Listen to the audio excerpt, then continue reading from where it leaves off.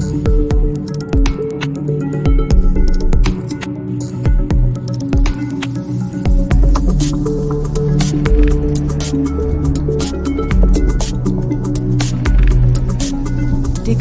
AI.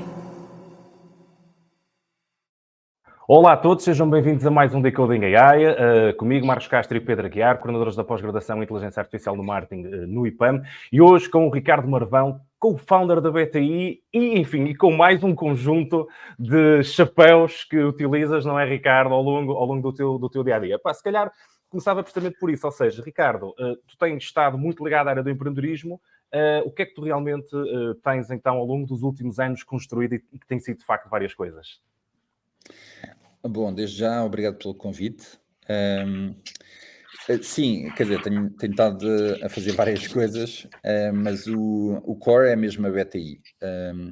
A BTI começou, se calhar venho um bocadinho atrás, só para explicar um bocadinho. Eu tirei Engenharia Informática, depois fiz Aeroespacial e tive durante mais de 10 anos a trabalhar na área de espaço. E trabalhei com a Agência Espacial Europeia, depois fui fazer um programa com a Agência Espacial Chinesa, depois estive na Inmarsat em Londres, depois estive em Boston também a trabalhar com o MIT e com a NASA. E depois nessa altura, eu e o Nuno Sebastião, que é o CEO da Fitsai, nós conhecemos na ESA, na Alemanha, e montámos uma empresa em conjunto. Essa empresa começou a crescer e depois acabámos por vender essa empresa à Nova Base, isto para aí em 2010. E nessa altura, não sei se lembram, 2010 foi um ano não muito bom para Portugal, e foi um ano em que Portugal estava na falência e Parece que hoje não é com muito um conjunto, diferente, não é? sim, com um conjunto de amigos, estávamos muito a pensar. Eu vinha dos Estados Unidos, onde havia uma febre dos coworks, dos aceleradores, ouvia-se muito o Y Combinator, Techstars, mas era uma coisa que ainda estava a crescer, estava-se a nascer. E depois de muitas conversas, isto em 2008 e 2009, muitas conversas, eu estava a sentir isto, vai chegar à Europa e vai arrebentar a Europa toda. E principalmente porque depois então, quando tivemos não sei quantos países a irem à falência, se tu não consegues encontrar um emprego, o melhor é, tipo, empreendedorismo, cria o teu próprio emprego. E então foi isso que a BTI tentou, foi montar uma non-profit que ajudasse os jovens a encontrarem o empreendedorismo como uma forma de sair da crise. E nessa altura, a primeira coisa que... sempre estes movimentos funcionam bem quando iniciam com inspiração. E a melhor forma de inspirar é fazer assim um grande evento onde trazes pessoas que já tenham feito e que inspirem outros a pensarem como é que podiam fazer. Então nós fizemos duas coisas. Primeiro organizámos um grande evento, mas ao mesmo tempo começámos a criar uma comunidade, que era uma coisa chamada o Beta Talk. Esse Beta Talk era basicamente uma coisa muito simples, tipo, não havia dinheiro para nada, então o que nós fazíamos era, convidávamos duas pessoas a virem contar a sua história, era uma coisa de 2 horas, em cada uma tinha 1 hora, e depois, ao início, começámos a convidar os nossos amigos a virem, e o que é certo é que em um ano, e era sempre no dia 16 de cada mês, se fosse sábado, domingo, não interessava, era sempre no dia 16 de cada mês. E eu lembro, a primeira teve para aí 10 pessoas, ou 12, e o que é certo é que chegámos ao final do ano e aquilo começou a ter uma atração tão grande, nós começámos a expandir pelo país todo, e no final do ano já éramos 1.600 por mês a virem a estes encontros. Consistência, não é? Ou seja, manter essa consistência. Isso, e fizemos isso para aí durante 4 ou 5 anos. E isso criou uma comunidade, não só em Lisboa, mas depois em imensas cidades no país. Depois também lançámos na praia, em Cabo Verde, e depois também lançámos em São Paulo, no Brasil. Então todos os meses havia, ao mesmo tempo, imensas sessões que estavam a acontecer, tipo 12 ou 13 sessões a acontecer em vários pontos do país e fora. e sempre com pessoas interessantes. O que começou a acontecer foi que as pessoas que começavam a assistir vinham ter connosco a dizer: tenho uma ideia, como é que eu posso começar? E, portanto, a partir daí começámos a desenhar um primeiro programa de pré-aceleração, de ideia a protótipo. E experimentámos imensa coisa, desde fazer de manhã à noite, fins de semana, por tópicos. Experimentámos 6 semanas, 3 semanas, 4 semanas, até encontrar o ponto ideal. E depois disso, houve várias pessoas que começaram a ter connosco.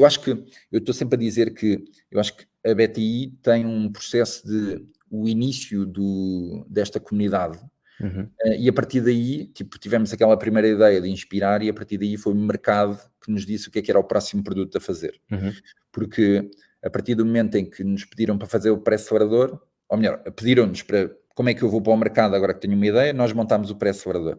Depois disseram-nos, agora quero ir para o mercado com o meu protótipo, quero receber investimento, quero fazer o internacional. Então decidimos, ok, vamos fazer um acelerador. Depois, e foi o Lisbon Challenge. E esse acelerador durou desde 2013 até 2019. E fizemos 2 edições por ano. E a primeira edição foi uma loucura total, porque, tipo, nós estávamos a tentar encontrar qual é que era o melhor método. E fomos falar com imensos aceleradores e acabámos por encontrar um em Boston, que era o Mass Challenge do John Hawthorne, que para nós, eles também eram uma non-profit, eles também criam muito impacto na altura em Massachusetts, depois aquilo expandiu pelo mundo inteiro. Tinha um impacto em imensas startups. Imagina, eles faziam tipo 125 startups assim por cohort, coisa enorme. E então nós fomos para Boston, aprendemos tudo, ele foi impecável, abriu-nos as portas para ver o background, como é que eles organizavam tudo. E depois, quando montámos o Lisbon Challenge em Portugal, estávamos um bocado naquela de, ele dava um prémio de $1 milhão.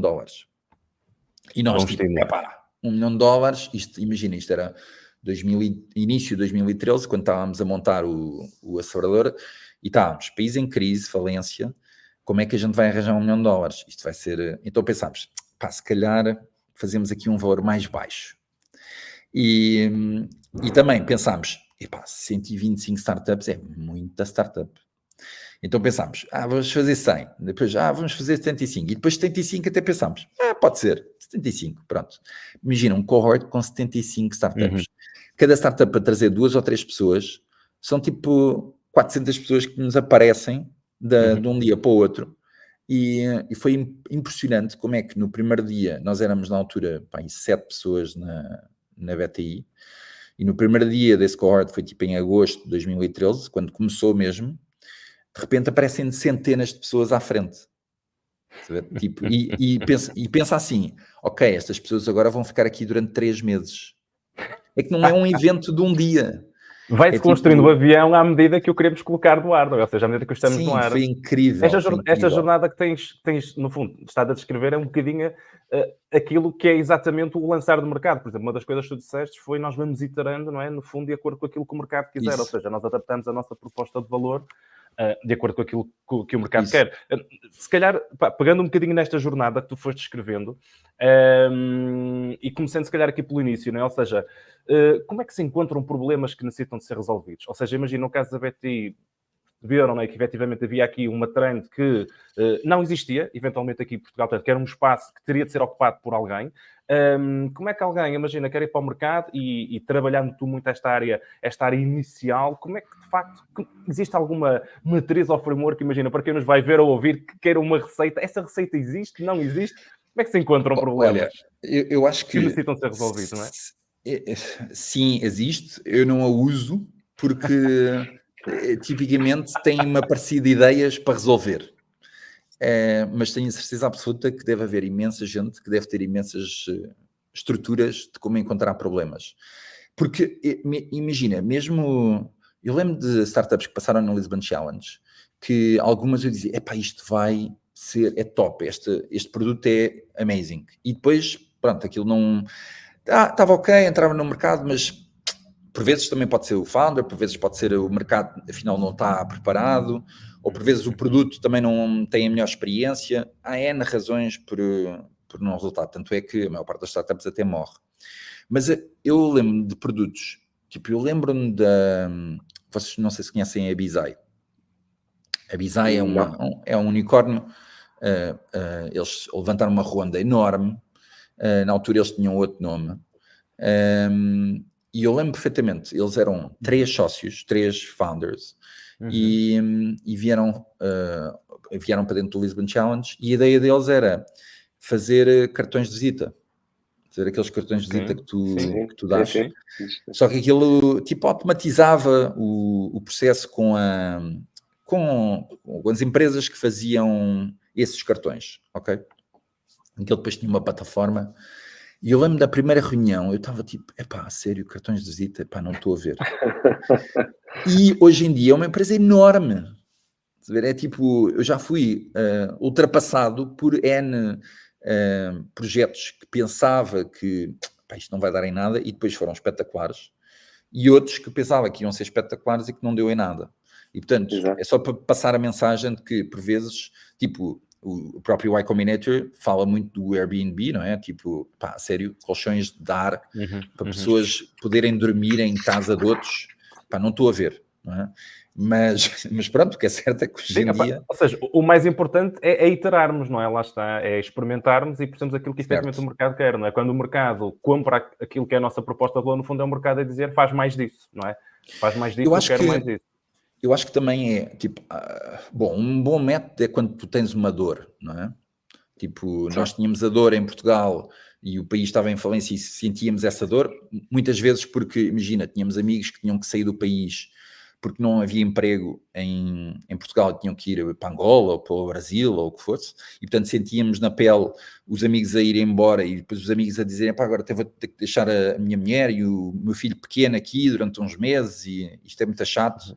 Ou então, vezes em que amigos nossos que nos diziam que estavam com medo porque as empresas estavam a cortar imenso e tinham medo de fazer alguma coisa mal no emprego e é tipo, corta. Ou seja, e, portanto, havia um sentimento... Muito... Sim, é mesmo isso, ou seja, começar muito pelas dores que nós próprios temos, não é? Ou seja, os problemas que nós próprios temos ou que pessoas próximas de nós tenham, não é? Pode ser, se calhar, um bom ponto inicial de encontrarmos esses problemas. E eu imagina, dou-te outro exemplo, que há uns anos atrás vi um documentário. Eu gosto imenso de documentários e vi um documentário que era o Knockdown the House, que era basicamente um grupo de jovens nos Estados Unidos que tinham decidido montar uma espécie de uma academia para jovens políticos, tá? E como é que se incentiva jovens a serem mais ativos na sociedade? E eu acabei o documentário, lembro-me, estava com a minha mulher, estávamos a ver o documentário e eu disse-lhe, eu acho que isto funcionava muito bem em Portugal, isto era tão necessário.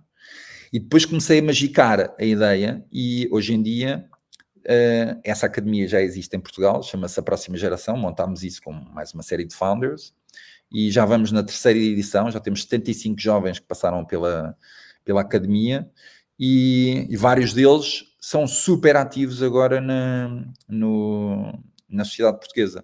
Alguns deles até entraram no governo ou no parlamento e, portanto, isto funciona. Tipo, por vezes há uma coisa que se calhar já está atrás na tua cabeça e há aqui um problema, mas não sabes como, e de repente vês alguma coisa que te ajuda a ter a ideia de como montar. Muitas vezes não é preciso reinventar a roda, não é?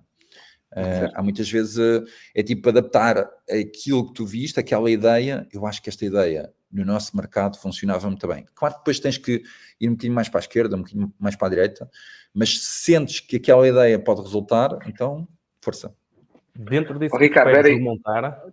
força, Pedro. Não, força. Não, e é só pegar nisto que o Ricardo estava a dizer, muito interessante, que é, realmente há aqui uma ideia principal que fica, esta questão da dor, ou quando há realmente um problema de contexto grande que nos motiva a isso. Mas, o Ricardo, acreditas também nesta questão do propósito, que alguém tem este propósito assim, tenho uma ideia, quero desenvolver essa minha ideia, ou isso, digamos, em termos de percentagem, é diminuto em relação àqueles que avançam mesmo por uma necessidade? Estás a dizer que eu quero ser empreendedor e quero encontrar uma ideia? Isso. É assim, claro que isso também funciona, mas a maior parte das vezes quando eu vi isso acontecer foram empreendedores que testaram 3, 4, 5, 10 coisas até encontrarem uma coisa que funcione. E alguns, lembro perfeitamente, vários empreendedores que tentaram 1, 2, 3, depois tiveram burnouts, acabaram por ir trabalhar para uma corporate ou fazer assim um tempo fora e depois voltam de novo até encontrar. E alguns já imagina, começam com 20 e poucos anos, testaram imensas coisas, tiveram ali uns momentos em que quase que aquilo ia ao chão e depois acabam por ter uma pausa, vão fazer outras coisas e depois aos 30 anos voltam com mais maturidade e porque se calhar já têm uma ideia muito mais concreta daquilo que querem.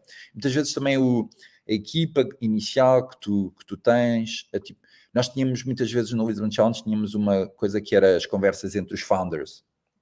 É uma das coisas que muitas vezes as pessoas não têm isso em conta e eu recomendo sempre a quem monta estas equipas e os founders, façam um acordo entre vocês e discutam estes temas, porque depois é tipo, então quem é que vai liderar a empresa? Então eu vou ser o CEO, o CTO, não sei o quê, e é um bocado tipo assim, disparate. Certo. E ninguém, não é muito pensado. E depois, como é que é as percentagens? Então fazemos assim. A coisa não é pensada. E depois não há um acordo. E depois, quando de repente há um produto e há um investidor que está interessado, de repente aí começa a doer. Porque cada um começa a pensar nas percentagens, começa a pensar no dinheiro e pensa, mas está bem, mas isto não foi bem discutido e não sei o quê, e pronto. Que características é que achas que esta equipa de founders deve ter? Era por acaso, ou seja, nós íamos depois chegar isso um bocadinho lá mais à frente, mas olha, eu o que é que gosto tu achas muito... soft skills, por exemplo, e hard skills é que achas que eles devam ter? Olha, primeiro de tudo, eu gosto muito do número 3. Acho que 3 founders... 3 founders, ok. Sim, 3 founders, acho que é um para ver bom o número. Contraditório de um terceiro, o voto de qualidade. Sim, imagina, nós tínhamos sempre 2 red flags na BTI. Uma era solo founders, tipo, pessoas que estão sozinhas. Tipo, vais bater bolas com quem?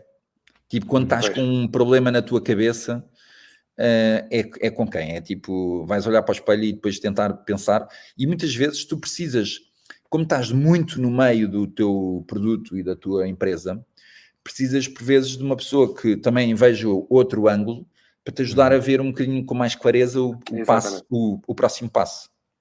E depois o segundo red flag era casais que estavam juntos e tu dizias sempre aos founders, é tipo, imagina, um dia vocês chateiam-se, eu ponho dinheiro na vossa empresa, estão em casa e um tipo, olha, vai para não sei o quê, e outro, vai para não sei mais, e pronto. E depois como é que é? Como dizia o outro, nunca se mistura prazer em negócios, não é? Não, olha, que eu já fiquei surpreendido com alguns casais que conseguiram dar a volta, e por exemplo, há empresas grandes que demonstram, a Cisco, por exemplo, era um casal. Depois eles separaram-se e não sei o quê, mas o que é certo é que a empresa cresceu imenso e cada caso é um caso. Cada caso é um caso. E não estou a dizer que não haja, mas é um red flag. Tá? Depois, em relação a soft skills, claro que normalmente é sempre preciso alguém técnico e alguém business. É raro encontrar uma pessoa técnica que seja boa também a explicar de uma forma coerente e clara a ideia e o produto e o que é que eles estão a tentar fazer, porque depois perdem-se muito na parte técnica, perdem-se nos números, perdem-se numa explicação de 5 minutos quando só tens 30 segundos. E pronto, e portanto essas 2 skills são boas. Depois se tens 2 pessoas de business ou 2 pessoas mais técnicas, ou uma pessoa, por exemplo, marketing também é uma coisa boa, depende muito do produto, não é? Há produtos que precisam muito dessa componente de marketing para arrancar. Então, se for um B2C, por exemplo, portanto, eu acho que é um bocado essa combinação, mas acima de tudo, eu acho que é super interessante, é super relevante haver um acordo entre as partes. E hoje em dia é tão simples. Eu lembro que nós trabalhámos com o Seedcamp, que é um fundo em Londres. Eles tinham montado para a Europa toda uma espécie de uma plataforma que se chama Seed Summit, onde os founders podem ir lá e tem as templates de acordos entre founders, acordos entre angels, acordos para o primeiro investimento seed ou pre-seed, e isso é feito com as empresas de advogados locais de cada empresa, já com aquilo feito na língua do país e tudo, de maneira que não haja aquele custo e também não haja aquela coisa de não sei onde ir, eu não sei o quê. Não, está lá. Então, tens ali o template, metes os nomes, aquilo é um template igual para todos os países, que já está mais que validado com milhares e milhares de startups. E, portanto, depois, se quiseres acrescentar alguma coisa, acrescentas, mas pelo menos o grande bolo está lá feito. E, portanto, não há desculpas para founders que, à última da hora, é que montam um acordo entre si. E nós tínhamos muito isso no Lisbon Challenge, que era, tínhamos uma vez por semana uma conversa entre os founders e discutíamos exatamente esses pontos. Íamos ao detalhe, tipo, mas como é que está o vosso acordo? E o que é que está a bater na trave? E ao início era assim um bocadinho awkward, ninguém quer falar muito destes assuntos, mas depois criámos um ambiente mais de confiança e as pessoas começavam a abrir e éramos os psicólogos ali durante uma hora. Sim. Mas que é milhares de vezes melhor de fazer no início do que quando já estás com o investidor à frente e tens uma decisão que tem que ser tomada. Entram outros fatores também. Logo ali, claro, e depois já é muito mais emocional. Claro. E depois cada um decide, e depois imagina, um decide, eu quero fazer isto, e o outro, eu quero fazer o contrário. E pronto, e depois o projeto não avança porque... Importante ver as regras do jogo logo no início, não é? Ou seja, não deixar para elas serem definidas mais à frente. Olha, nós há pouco estávamos a falar, portanto, da questão do problema e então agora para a solução. Relativamente à solução, o que é que tu consideras ser a experiência mínima viável para que, de facto, um produto possa ser lançado no mercado e possa ter uma tração inicial com aqueles early adopters? Consegues aqui definir um conjunto de, olha, a solução tem de ter pelo menos isto para ir para o mercado? É sim, depende muito do que é a solução, não é? Se é uma coisa software, hardware, por vezes, imagina, eu acho que as pessoas metem muito na cabeça de, vamos fazer uma app ou uma coisa assim parecida. Um produto pode ser o mesmo produto, mas só com uma mudança de modelo de negócio. Eu estou a vender o produto individualmente, agora vou fazer uma subscrição. E para um target específico. E de repente, em vez de estar a vender 20, estou a vender 1000. O que é que aconteceu aqui? É o mesmo produto. Mudou, foi a forma, e se calhar o target estava diferente e o modelo de negócio, as pessoas apostam mais naquele modelo de negócio do que aquele de venda individual. E, portanto, eu acho que é importante que as pessoas também percebam que não é preciso, por vezes, é quase o repackaging. Tipo, se há uma coisa que vocês acham que já existe no mercado, mas que não está a ser vendido da maneira certa, isso também pode ser um novo projeto. E depois, eu acho que as soluções têm... Relembra-me lá a tua pergunta. A pergunta tem, neste caso, a ver com a solução e o que é que a solução deve ter como características mínimas para, no fundo, podermos ter a maior tração possível. Olha, nós fazemos um programa já há 8 anos, que é o European Innovation Academy, que é no Porto, e que traz cerca de 650 estudantes universitários que fazem basicamente, vão de uma ideia no primeiro dia, um protótipo no final dessa semana, go live no final da segunda semana e a 1000 users no final da terceira semana. Tá? E eu, quando falo com os estudantes, digo-lhes, eu tenho quase a certeza que vocês disseram que vinham para este programa sem ler o que era realmente. Porque se vocês tivessem lido, tinham percebido que isto é quase impossível. Porque, tipo, estás a tentar chegar a 1000 users em 3 semanas de uma ideia que nós, para dificultar, como são 650 estudantes, juntamos estudantes que não se conhecem e que são de diferentes backgrounds e que são de diferentes nacionalidades. Portanto, imagina, só em termos de cultura, a malta vai andar à estalada na primeira semana o tempo todo. E, portanto, o que eu acho que é relevante é tu perceberes o processo dessa montagem da equipa com a cultura, tipo, a forma de comprimir, quase acelerar o processo de tu perceberes como é que tudo funciona. Se aquela ideia funciona ou não, por isso é que eu acho que um pré-acelerador é sempre bom, porque ajuda-te a perceber o processo que tu tens que fazer para montar uma coisa e lançá-la e começar a ter users, mesmo que esse produto não seja aquele que tu realmente queiras lançar, mas pelo menos percebes o processo, depois desmistifica também aquela coisa de, mas isso não é para mim, eu não sei fazer essas coisas, preciso de contratar uma equipa de developers, que é isso que me acontece muitas vezes com pessoas, eu penso, mas é mesmo preciso? Tipo, será que precisas de gastar 20 ou 30 mil euros do teu dinheiro para ir contratar uma equipa de developers não sei aonde? Nesse aspecto, deixa-me só pegar aqui, Ricardo, que é para trazer para este ponto da inteligência artificial. Tu tens sentido uma maior utilização de soluções de AI, low-code ou no-code, para precisamente desenvolver essas soluções e reduzir o time to market das mesmas? Claro, imenso. E cada vez mais. E há pessoas que são super criativas. Há mesmo pessoas que são super criativas. E temos visto várias soluções que nos aparecem mesmo aquela coisa que estávamos a falar de ideias, mesmo usar AI para encontrar novas ideias, coisas que ainda não, tipo untapped markets. E se trabalhares bem, se as tuas prompts forem boas, tu rapidamente chegas a soluções, ou pelo menos a ideias que podem ser muito interessantes, com um mercado muito interessante, e que depois ajudam a fazer a próxima fase. Até há o Sam Altman e há mais um conjunto deles que estão aí com esta ideia de será que é possível um founder chegar a um unicórnio, não é? O que é que tu achas? Achas que é possível? Acho que com os AI agents a fazerem todo o trabalho de customer support, de operacionalização, de marketing, o que é que tu achas? Eu acho que é possível, acho que ainda não estamos lá, mas posso estar enganado, mas acho que ainda não estamos lá, mas acho que vai ser possível. Mas essa pessoa tem que ser muito bem organizada.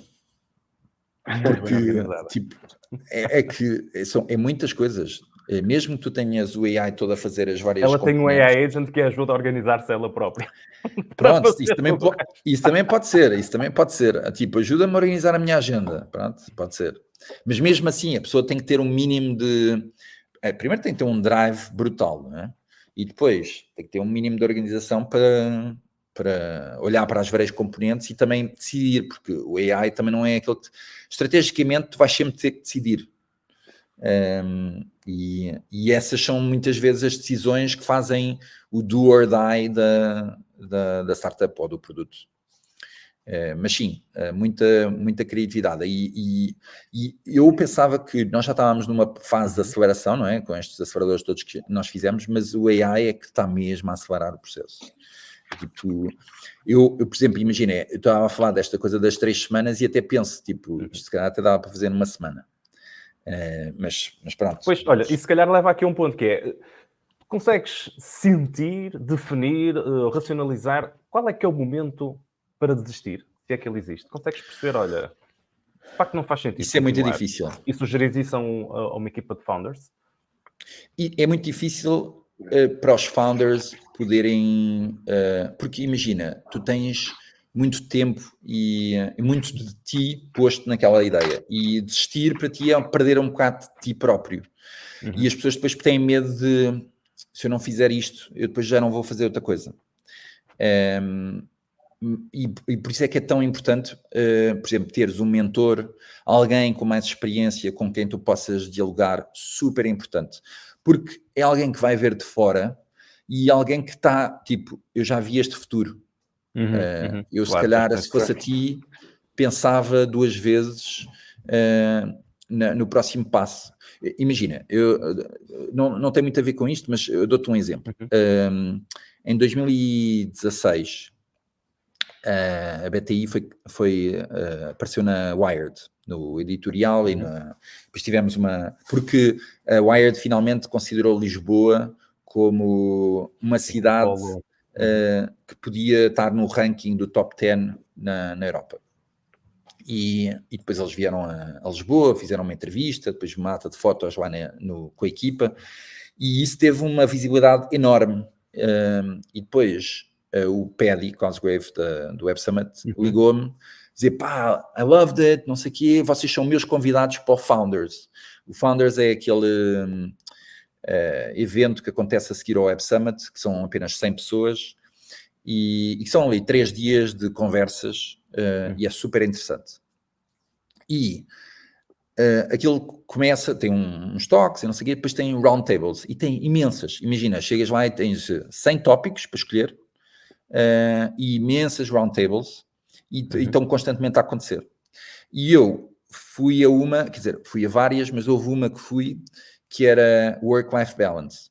Que era tipo, eu estava naquela fase, tipo, estava a trabalhar a 1000, estávamos todos a trabalhar a 1000, com milhares de projetos, depois tinha filhos pequenos, dormia pouco, e pensei, pá, deixa-me cá ouvir os gurus, daqui da nata da web e da tech, o que é que eles dizem sobre isto. E cheguei lá e estavam tipo 8 pessoas, aquilo era tipo só cadeiras, uma das pessoas falava também, mas era uma espécie de moderadora, e estávamos ali na conversa. E durante uma hora conversávamos sobre o tema. E essa moderadora disse, olha, já agora vamos só aqui à volta da round, só para perceber quem é que está na sala. E era tudo tipo, olá, meu nome é Brian, sou de São Francisco, montei uma startup de não sei quê, levantei 300 milhões de euros, ou de dólares, entretanto depois vendi a empresa por 500 milhões, e entretanto montei um fundo de 50 milhões e já investi em não sei quantas startups, e já tenho um unicórnio no portfólio, era tudo assim. Depois passava para o próximo, e até que chegou a mim, tipo, olá, sou o Ricardo da BTI e tal, olá, ajuda aqui o ecossistema, pronto. E depois ela disse, bom, então work-life balance e tal, então como é que é? E a primeira pessoa que estava lá, era um homem, e começou a dizer, não é fácil, não sei o quê, mas pronto, tento estar com os miúdos e com a família e pronto, é muita pressão, mas tenta arranjar tempo, não sei o quê, e foi assim muito ao de leve. A segunda pessoa vira-se e diz, malta, estamos aqui num sítio seguro. Eu tomo comprimidos para dormir. Eu não vejo os meus filhos há 3 meses. Estou em processo de divórcio. Wow. O meu co-founder, he's an asshole. A minha equipa acha que eu sou tipo um extraterrestre que nem sequer aparece no escritório porque já não consigo mais olhar para eles. And so on, and so on. E passa para o terceiro e mais ou menos a mesma história. A partir daí... E o outro. E depois volta para o primeiro, aquele que estava... e diz, pá, eu também estou em processo de divórcio. E depois vira-se para o segundo e diz, olha lá, quem é que é a tua advogada? E eu, tipo, epá, não pode ser. Até isso, energias. Até isso. É o máximo. Pá, não pode ser. Eu estava tipo, Ricardo, mas qual é a tua perspectiva? Existe work-life balance ou não? Ou isso de facto é um mito? Ou o que é o work-life balance em particular para ti? E se achas que de facto é possível uma equipa de founders, pelo menos numa fase inicial, de facto, isso é uma realidade, se não é ser um mito, como é que tu vês isso também de acordo com Olha, eu, como te disse, eu estava naquela fase, estava mesmo a ver que é tipo... Ou melhor, eu não estava a ver, mas depois daquilo e depois de analisar a situação, eu estava mesmo num ponto de quase burnout. E lembro perfeitamente, eu saí daquela sessão, foi tipo um aha moment. Estás a ver aquela coisa de sais do Uber e não pagas? Aquele aha moment que tu tens. É tipo, ok, isto é diferente. Aquele aha moment de sair daquela sala e foi de género, eu tenho que mudar a minha vida. E saí e... Se não acabo como estes, não é? Se não acabo como estes. E liguei aos meus sócios. Os empreendedores anónimos. Liguei aos meus sócios e disse-lhes, pá, eu preciso tirar um mês só para mim. Não vou trabalhar durante um mês inteiro, só quero pensar na vida. Liguei à minha mulher e disse-lhe, eu preciso tirar um mês para mim, pensar na vida, porque depois isto vai afetar tudo. Tipo, eu estou a ver um bocado o futuro à minha frente. Esta sessão foi de género. Isto é o que me pode vir a acontecer. E eu não quero que isto me aconteça.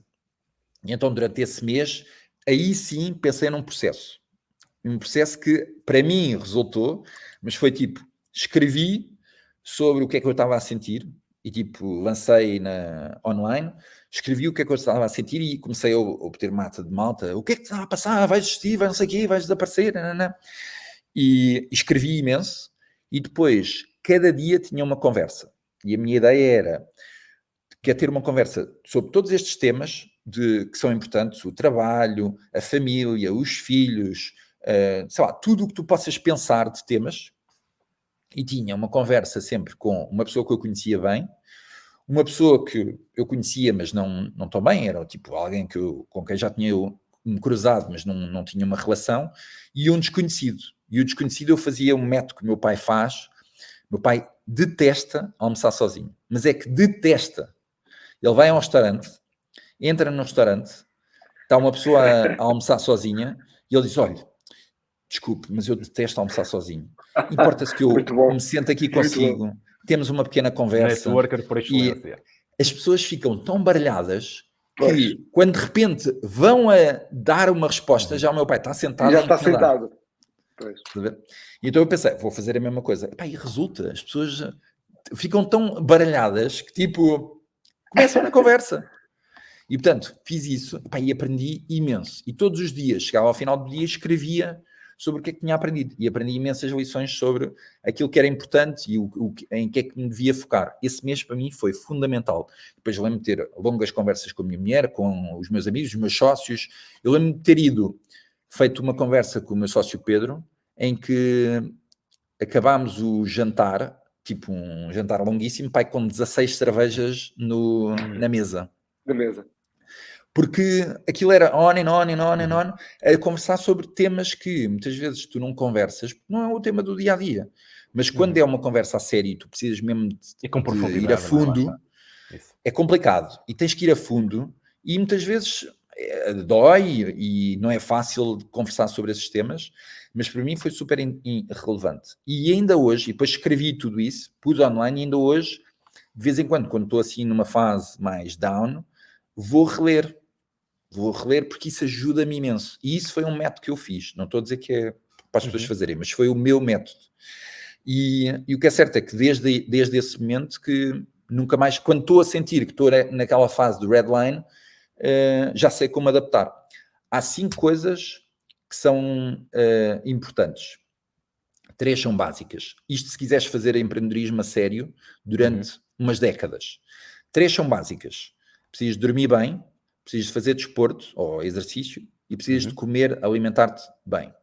E 2 são também muito importantes, mas não têm a ver com o básico, que é fazeres uma coisa que tu adoras, tipo aquela coisa de levantar-te da cama, outra vez não, sério, já não posso mais com isto. O drive tem de estar dentro, não é? Tem de ser ali o propósito. Nem é só o drive, se calhar até o drive está lá, mas está numa condição de tal maneira que tu já não consegues mais. Tens mesmo que analisar, se calhar mudas para outra pessoa, passas a tocha, tiras um tempo para ti, qualquer coisa. E a última é estar com as pessoas que tu amas. Tipo, isso dá-te uma energia brutal. E, acima de tudo, o que eu digo às pessoas é, das 5, 4 são obrigatórias. Escolham 4 e têm que fazer 4. Há uma que, se calhar não der, se não der, pronto. Mas pelo menos, das 5, escolham 4 e aí conseguem seguir em frente. E pronto, eu acho que é muito importante as pessoas analisarem isto mais neste prisma. Ricardo, tenho de dizer aqui, os 5 fatores para fazer empreendedorismo durante décadas. Top. Certo. Top. Pronto, é um bocado isto. Muito interessante, Ricardo, foi muito interessante.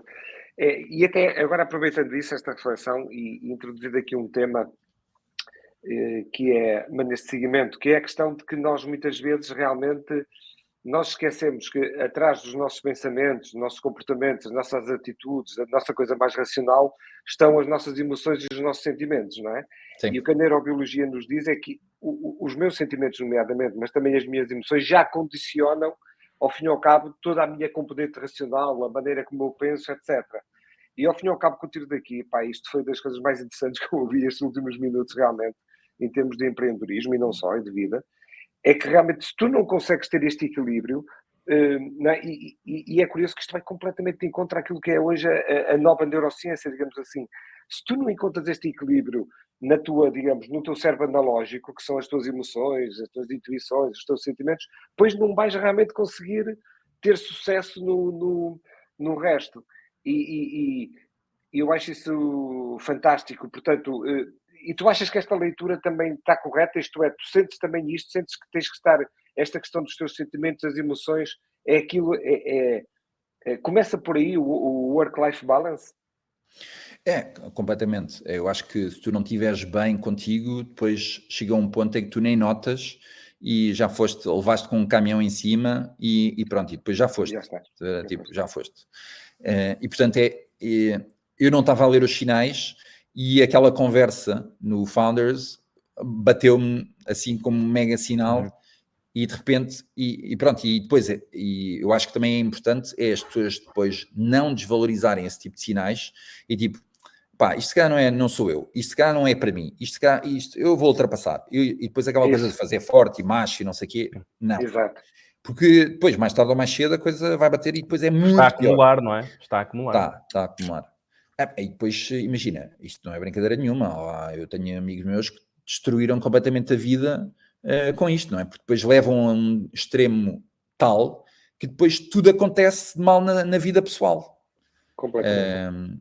Então, se calhar, pronto, olha, depois... pegando neste tema, o que é que tu achas? Qual é a cultura que tu vês como mais saudável e estimulante que uma startup deve ter? Ou seja, características é que tu dirias que essa cultura deve ter? E Olha, já agora, Ricardo, desculpe só, antes de responder, eu completando o Marcos, isso a IA pode ajudar nisto, não é? Se ela é assim, se nos vai aumentar tanto a nossa produtividade, se me pode realmente, no seguimento desta pergunta do Marcos, também me ajudar a que eu me poupe mais, não é? Sim. Não, sem dúvida. Eu acho que essa distribuição de tarefas é muito importante e a inteligência artificial realmente pode-te retirar muito do trabalho assim mais de sapa, de andar ali, trabalho de macaco, que muitas vezes estás a fazer e que é importante, mas que se calhar tinhas outras coisas mais importantes que podias fazer. Eu digo sempre que uma das coisas mais importantes que um founder tem que aprender a fazer muito rapidamente é saber delegar. Porque se estás muito naquela coisa do micromanagement, imagina, agora somos 3 founders. Quando forem 20, ainda dá mais ou menos. Quando forem 50, já começa. Quando forem 100, tipo, já não dá. É um bocado aquela lógica de a liderança é a nossa capacidade de executar através dos outros, não é? No fundo, é um pouco isso. E se tu não começas a alugar e dar capacidades para outras pessoas poderem também trazer outras ideias e poderem ter... eu acho que é muito importante as pessoas saberem o que é que são boas a fazer, mas mais importante ainda é o que é que não são boas a fazer. Porque assim o que tu queres é trazer para o pé de ti pessoas que sejam muito melhores do que tu a fazerem aquelas coisas que tu ou não sabes ou não queres fazer ou sabes que até és capaz de fazer, mas não fazes bem. Há outras pessoas que certamente fazem muito melhor do que tu. Sim. E encontrar essas pessoas é muito importante e dar-lhes ferramentas e responsabilidade e espaço para poderem fazer à sua maneira, que provavelmente vai ser muito melhor do que tu alguma vez farias. Porque tu queres ótimas pessoas para ti. Se não lhes dás isso, elas vão-se embora. As pessoas vazam. E depois o que tu tens é pessoas que te dizem yes sir o tempo todo. Ou seja, tu também queres... as pessoas terem ownership daquilo que de facto é o output, não é? E queres pessoas que te desafiem. Mas porquê que... Então, mas porquê que queres ir pela porta A? Então, mas porque a minha visão é a porta A. Está bem, mas porquê? Explica-me. E exigem que aquela explicação seja suficientemente enquadrada para que, ok, eu estou convencido que é a porta A, então vá, bora. Está a ver? Porque senão, é tipo, vamos pela porta A, então vai toda a gente pela porta A, e afinal ninguém discutiu o tema. E isso é muito importante, especialmente porque há vezes, eu vejo por vezes, eu estou numa discussão com as equipas e estou tipo, pá, tens razão.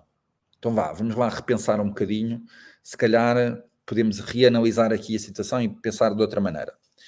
E se não fosse essa discussão, eu já tinha ido, tipo, já estava noutra, estás a ver? Pronto, eu acho que a capacidade de delegar, e muito cedo, para um founder, é muito importante. Porque o que tu queres é que estar a pensar futuro. Estás a pensar o que é o próximo passo. E depois, a mentoria também, super importante, ter alguém com quem alguém de fora que te possa ajudar, alguém que se calhar tem mais experiência e que ajuda. Se calhar não é só uma pessoa, se calhar são 2 ou 3, mas... e também não é para seguir, essa pessoa diz, o mentor diz-te, eu acho que devias ir por ali, e tu vais. Não, é alguém para discutir. E depois tu podes até nem concordar, mas pelo menos ouviste uma outra hipótese, uma outra análise da situação. E isso pode-te abrir portas, por vezes, olha, eu por acaso esta não é a minha área, mas vou-te recomendar uma outra pessoa para conversares. E a mim acontece-me isso muitas vezes. Founders que eu sinto que não consigo ajudar, mas depois passo a palavra. Eu acredito muito no pay it forward. E muitas vezes as pessoas pedem-me um favor e depois dizem-me, alguns founders até dizem, não, mas eu até posso dar tipo equity ou não sei o quê. E eu digo, não, fazemos assim, pagas-me um café e depois um dia, quando alguém vier ter contigo com uma coisa semelhante, tu fazes a mesma coisa para ele. Pronto, é um bocado pay it forward. E isto ajuda imenso a comunidade.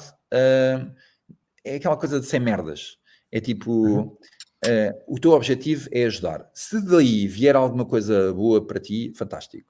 Mas se não vier, tudo bem. É tipo, next. E a mim já me aconteceram coisas. Eu antes na BTI acabava sempre os meus slides com uma frase a dizer you never know. Porque aconteceram-me tantas situações em que you never know. Uma vez, lembro perfeitamente, que veio, estávamos na BTI, isto foi para aí em 2015, ou uma coisa assim parecida, e veio um professor auxiliar da nova FCT, veio a um evento lá que estávamos a ter na BTI. E eu estava a trabalhar e ouvia assim umas palmas e não sei o quê, era um evento que estava a dar dentro da BTI, um workshop. E ouvi umas palmas e havia sempre tipo assim um lanchezinho, aquele no intervalo. E eu pensei, pá, apetece-me comer aquela coisa, levantei-me, fui lá e fiquei 10 minutos ali a lanchar e um bocadinho na conversa. E esse professor auxiliar veio falar comigo a dizer, olha, és o Ricardo, não és? E eu, sim.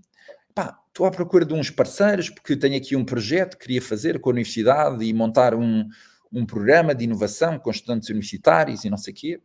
E tens alguma recomendação de parceiros europeus que me pudessem ajudar? Eu tinha vindo nessa semana de Malmö, na Suécia, e tinha conhecido lá uma série de empresas super interessantes, mais do norte da Europa, e aquilo, pronto, ele estava-me a dizer aquilo, tinha sido na semana passada, e lembrou-me logo isso. E eu disse-lhe, tudo bem, olha, fala com estes três. E dei-lhe os contactos, e como tinha logo ali à mão, dei-lhe os nomes, os contactos, os e-mails, e ele perguntou-me, olha, e vocês estariam interessados em entrar numa coisa destas? E eu disse, sim, why not? Pediu-me só uns dados e não sei o quê, e mandei. E depois esqueci completamente, nunca mais me lembrei daquilo. E 6 meses depois recebo um e-mail dele a dizer, olha, Ricardo, ganhámos o projeto, e olha, tens aqui 100 mil euros para a BTI. E eu estava tipo, boa. Como é que é? É um bom café, é um café diferente. E imagina, eu li o e-mail e depois os meus sócios estavam ao meu lado e eu disse, eu acho que ganhámos 100 mil euros. E eles todos olharam para mim, como é que é isso? Mas de onde é que isso veio? E eu, não sei, eu conheci um tipo aqui há uns 6 meses atrás, no café, e eles tipo completamente a delirarem com a situação. É tipo, mas o que é para fazer? E eu, não sei. É tipo, literalmente eu não sabia. Depois liguei-lhe. Ou seja, no fundo é dar, não é? Portanto, dar, e eventualmente essa retribuição, no fundo... You never know. Há coisas que acontecem. Conheces o teu co-founder numa situação em que não estavas nada à espera. Tipo, foste a um evento que estavas tipo, já estou cansado e não sei o quê, mas vou lá só dar um salto. E acabas por conhecer alguém que é super relevante para ti. Estar aberto para as oportunidades, não é? Eu estava, a BTI, imagina, a BTI, para mim, a minha história da BTI foi, mandei um e-mail, eu estava a tentar montar um acelerador em Portugal, e mandei um e-mail a um dos partners do Seed Camp, um alemão, e mandei-lhe um e-mail porque queria discutir com ele a montagem disto e expliquei-lhe o que é que era e ele diz-me só, mas ainda semana passada tive um português também com uma ideia parecida, se calhar vocês deviam falar. Eu disse, manda-me um e-mail dessa pessoa, e era o Pedro Rocha Vieira.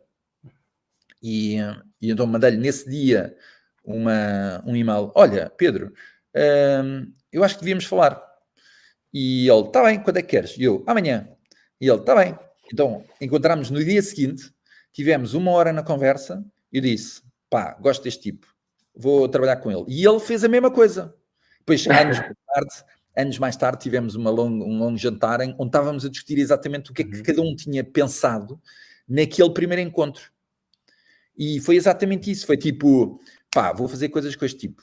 E eu também vou fazer coisas com este tipo. E a partir desse dia começámos a trabalhar em conjunto. E por vezes é uma coisa de nada, you never know, é coisas, parece que não é nada, certo. e de repente muda a tua vida. E hoje em dia ainda somos sócios há 14 anos, imagina. Certo. Isto é curioso, até porque, e como nós estamos aqui num podcast de inteligência artificial, até porque isto é algo que a inteligência artificial nunca vai fazer. Aquilo que o Ricardo acabou de dizer é por isso que nós temos que perceber este contexto, onde é que ela pode ajudar, a produtividade que nos pode trazer. Mas todos estes teus minutos últimos realmente não... E isso tem que ser dito, quer dizer, há coisas que são nossas e ter esse tipo de iniciativa, ter esse tipo de abertura, etc., é algo que tem que continuar connosco. Quer dizer, nós não vamos buscar lá a tecnologia ou à inteligência artificial. Muito, muito curioso, porque são essas coisas que realmente que cada vez mais nos vão, digamos, levar para a frente, tornar independentes, tornar diferenciados, porque o resto, se calhar, alguma coisa pode fazer. Mas isto não. Certo. Não é? E, olha, muito obrigado mais uma vez por este testemunho que achei fantástico também. Sim, é exatamente isso. E por acaso a minha questão agora, estamos de facto aqui quase já em jeito de conclusão, era exatamente o que é que a inteligência artificial não ia substituir. Era exatamente um bocadinho, não é? Dentro daquilo que nós falamos. Se calhar, aproveitava só, buscar aqui só uma última questão, Ricardo, ou seja, isto muito ligado ao empreendedorismo e muito ligado às empresas também, que muitas pessoas ficam céticas, um pouco na defensiva e na retaguarda quando ouvem falar, neste caso, a inteligência artificial, como poderia ser outra tecnologia que de facto tem e vai ter um impacto exponencial nas empresas. Faz sentido este tipo de abordagem, ou seja, do ponto de vista do impacto que vai ter no emprego, como é que tu vês tudo isto? De facto, faz sentido ter este tipo de abordagem quando ouvimos falar em que a IA vai de facto ter um impacto significativo no mercado, se calhar há profissões que vão deixar de existir, mas também outras serão criadas, não é? Como é que tu vês, ou seja, é possível desconstruir um bocadinho esta ideia que algumas pessoas têm de terem esta atitude mais defensiva em vez de, pelo contrário, adaptarem-se, abraçarem esta mudança? Eu acho que é importante as pessoas não perderem o percurso que querem fazer. Porque agora há uma febre enorme da inteligência artificial e é preciso separar o barulho todo, o noise, não é? Daquilo que é o teu percurso que tu queres. Não quer dizer que a pessoa não vá olhar para isso. Mas isto vai ser uma ferramenta útil, se calhar, para acelerar alguns processos. Mas, acima de tudo, a tua visão e onde queres chegar, é muito importante que essa visão continue no mesmo caminho. Podes ir um bocadinho assim, desviar-te um bocadinho ligeiramente, mas acima de tudo estás a ir na mesma direção. Porque senão primeiro entras num fear of missing out, não é? Um modo FOMO que é tipo, este está aí para ali, este está aí para ali, e depois já nem és tu a decidir, é tipo, são as emoções a decidir, são o nosso concorrente está a fazer agora transformar o AI todo dos recursos humanos e outra coisa qualquer que possa estar a acontecer. Nós também temos que fazer a mesma coisa. Não, é tipo, vamos refletir, pensar aquilo que faz sentido para nós conhecemos a nossa organização e depois aí sim tomar medidas que façam sentido. E depois a outra coisa que eu também tenho visto é quantidade de dinheiro que é posta, isto é todos os anos, has de ver, todos os anos há milhões e milhões e milhões investidos, é tipo, é os NFTs, é a cripto, é o AI, é o Web3, é tipo, todos os anos há uma coisa qualquer que aparece e tipo, bora despejar dinheiro. E depois, passado um ano ou dois, aquilo completamente... Imagina, nós estivemos a trabalhar num projeto aqui só para teres uma ideia, estivemos a trabalhar num projeto de hidrogénio na área de inovação. E o hidrogénio, há 2 anos atrás, era tipo o santo grau e vai mudar tudo e não sei o quê. E começaram a aparecer imensos investimentos na área do hidrogénio. Como a tecnologia não evoluiu ainda o suficiente e como os mercados também não evoluíram, as empresas começaram a retrair-se e a ver, tipo, isto afinal vai demorar mais do que a gente estava à espera. E tipo, entidades públicas continuam, has de reparar no mercado, entidades públicas continuam a puxar o hidrogénio, entidades privadas, zero. Sim, tudo um bocado tipo, let's wait and see. Tá? E porquê? Porque chegaram àquele ponto em que, pá, não é para já. Tipo, há outros problemas a resolver primeiro. Esta tecnologia ainda vai demorar. Sim, temos estas métricas todas para atingir, mas tipo, ok, mas se a tecnologia não está lá e o mercado não está lá, não vale a pena, isto não acontece assim por acaso. E portanto, eu acho que é muito importante as pessoas verem também os sinais e claro que por vezes é bom começar logo, tipo, acontecer uma coisa qualquer e tu és um dos primeiros a mudar. Mas acho que no AI não é isso, estamos no princípio daquilo que o AI pode nos ajudar e eu acho que é essa visão que é preciso manter, olhar o que é que faz sentido para nós e depois sim tomar uma decisão e não apanhar com aquele noise todo que nos faz um bocado de andar, ei, tenho que ir para ali, não. É mesmo importante tipo, manter o rumo, ouvir e depois, em conjunto com outras pessoas e analisar bem o que é que a empresa quer fazer, aí tomar decisões. Porque senão, provavelmente vão fazer erros que vão gastar imenso dinheiro a ir para um caminho que não faz muito sentido, perderam 6 meses aí, gastaram imenso dinheiro e depois isso vai afetar a empresa passado uns anos e vão ter que despedir não sei quantas pessoas. Isso é uma situação difícil. E acho que o AI está aqui mesmo para ajudar nesta fase, mas é importante tipo, sim, ajudar, mas não a mudar completamente o que a empresa está a fazer. Só porque sim, não é? Sim, só porque sim. Pedro, não sei se tinhas algo mais gostasses de comentar, senão encerramos. Não, exato. Este último ponto era precisamente o Ricardo pegou nele, que era esta questão de realmente o impacto que pode ter nos próximos anos. Eu fiquei esclarecido e satisfeito com a resposta, portanto, da minha parte, não. É isso mesmo. Ricardo, olha, muito obrigado pela tua disponibilidade. Acho que temos aqui um episódio muito rico. Fantástico. Obrigado, gostei muito. Espero que tenham gostado. Seguramente. Para quem nos vai ouvir e ouvir, acredito que seguramente vão gostar e que vão também levar muitos insights. E mais uma vez, Ricardo, muito obrigado. Obrigado também a quem nos está a ouvir. Já sabe que nos pode também seguir, neste caso no YouTube, no Spotify e também no LinkedIn. Obrigado e até breve. Obrigado.